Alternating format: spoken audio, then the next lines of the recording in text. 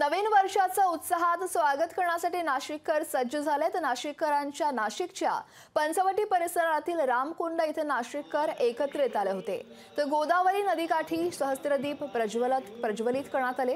तर भारतीय संस्कृतीचा जतन व्हावा या उद्देशाने स्वामी मित्र चॅरिटेबल ट्रस्ट आणि शिवनेरी युवा मित्र मंडळाच्या वतीने गोदाकाठी हा सहस्त्रदीप प्रज्वलन सोहळा हा आयोजित करण्यात आला आहे। तब्बल 2024 दिवे प्रज्वलित करून आणि नवीन वर्षाचं प्रसन्न आणि प्रकाशमय वातावरणात स्वागत देखील करण्यात आलं।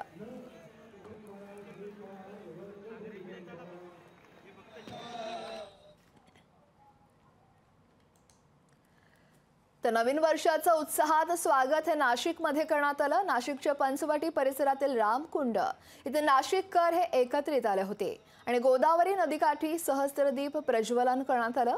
भारतीय संस्कृतीचं जतन व्हावं या उद्देशानेच स्वामी मित्र चॅरिटेबल ट्रस्ट आणि शिवनेरी युवा मित्र मंडळाच्या वतीने हा सोहळा आयोजित करण्यात आला होता।